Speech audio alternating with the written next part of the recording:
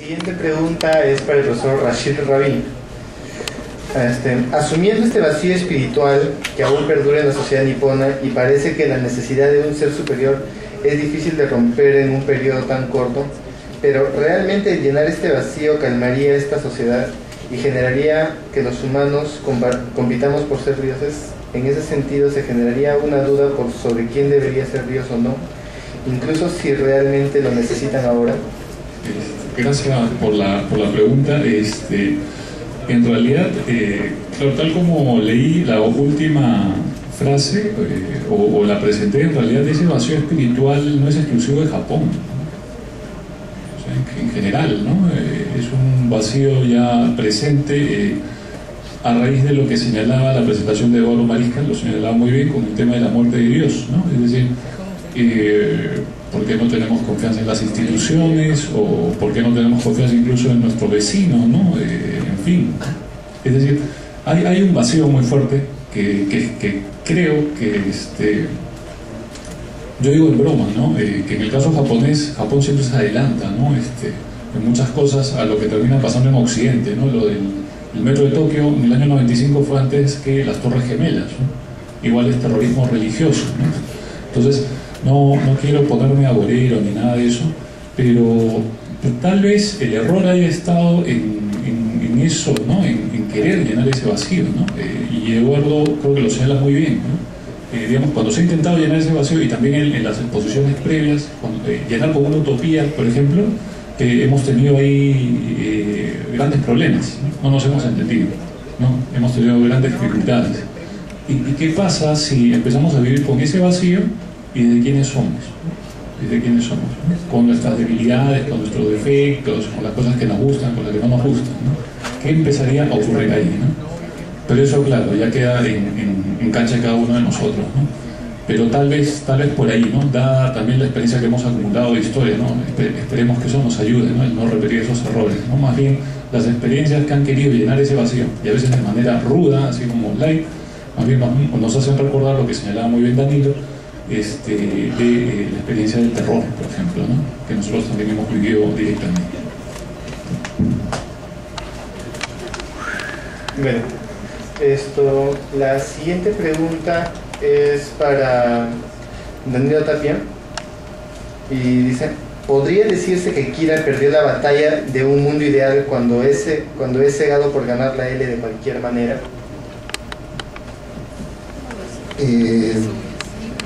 Digamos, cuando el espíritu de competencia lo conquista, ¿no? sobre la voluntad inicial altruista, ¿no? O sea que, si entiendo bien la pregunta, sería algo así como si perdió la batalla, digamos, por un mundo ideal en el momento en el que el espíritu de competencia, ¿no? El espíritu de ganarle a él, digamos, lo domina, ¿no? Es una pregunta bien interesante. Yo creo, y en relación también con la pregunta que le hicieron a Daniel, es complicado separar, y justamente eso es lo interesante, ¿no?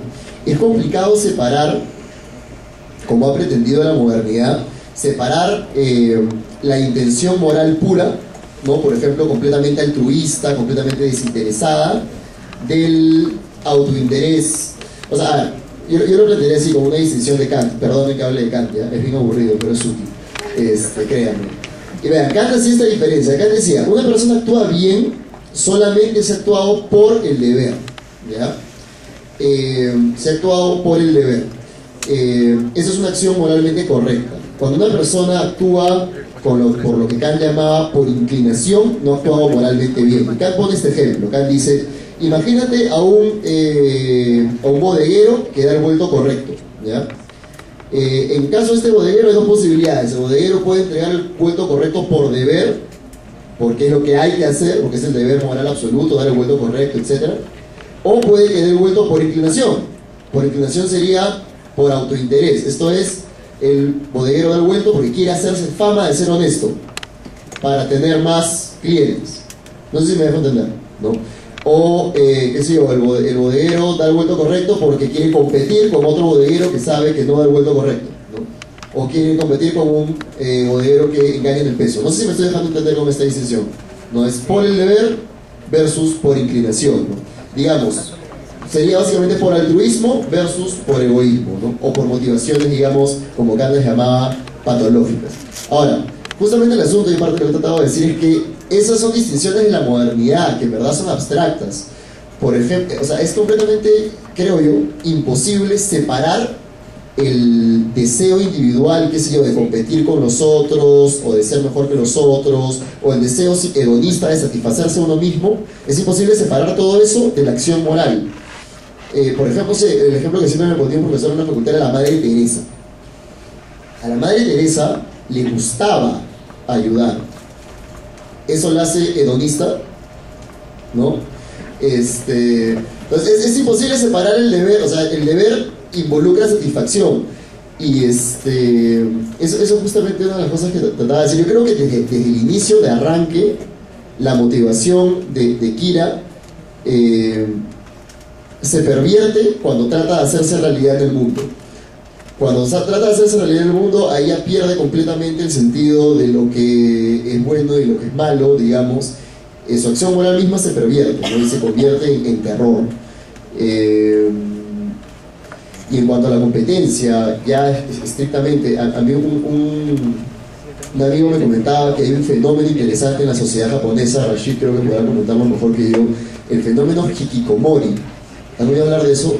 Son jóvenes de alto rendimiento académico de la sociedad japonesa que se encierran en sus cuartos y no salen, y viven ahí porque tienen internet, tienen juegos de video, tienen baño, ¿no? Y no salen por años, ¿no? Es un fenómeno contemporáneo de la sociedad japonesa, ¿no? Que, bueno, los psicólogos, siempre geniales sus explicaciones, ya lo atribuyen a la alienación o lo atribuyen a la alta competencia en el mundo japonés, ¿no?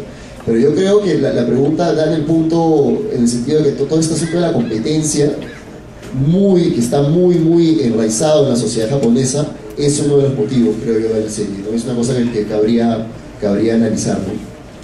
¿Qué paralelos se pueden hacer con respecto al análisis del sentido sin sentido y su relación con la muerte en la sociedad y el imaginario en nuestro país? Bueno, ahí el tema es un poco más complejo, ¿no? En nuestro caso, no tenemos las figuras como el Shinigami, pero sí tenemos distintas vivencias y recreaciones simbólicas alrededor de la muerte, ¿no?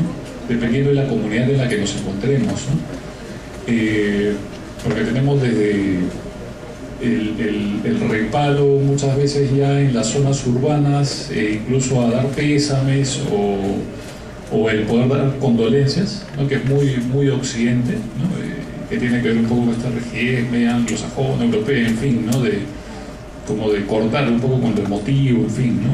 Hasta la expresión máxima de la celebración del Día de los Difuntos, ¿no? Con música, bailes, cerveza, porque hay una continuidad, ¿no?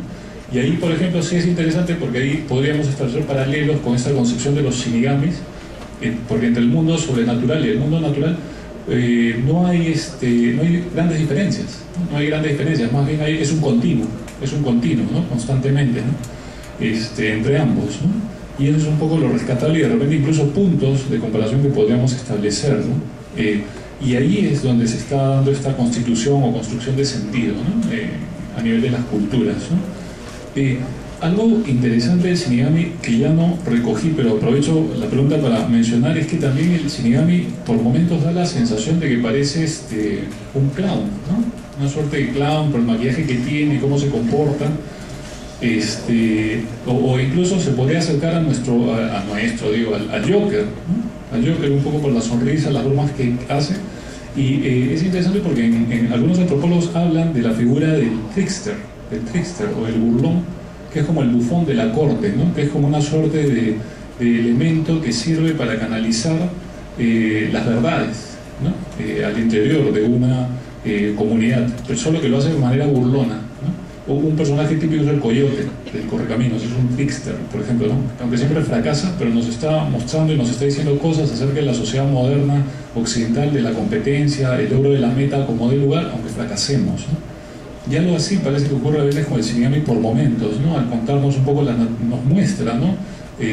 Al vincularlo al Light con el Death Note, el tipo de naturaleza que hay en las personas por momentos, ¿no? Entonces, Eso también es interesante. La muerte, a pesar de ser sin sentido, también nos dice muchas cosas, ¿no? Muchas gracias.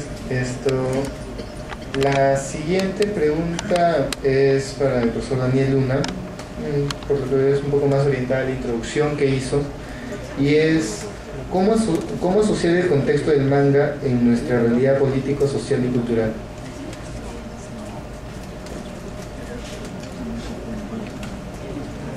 ¿Cómo asociar el manga en nuestro contexto? Gracias. En nuestro contexto, en nuestra realidad política, social y cultural.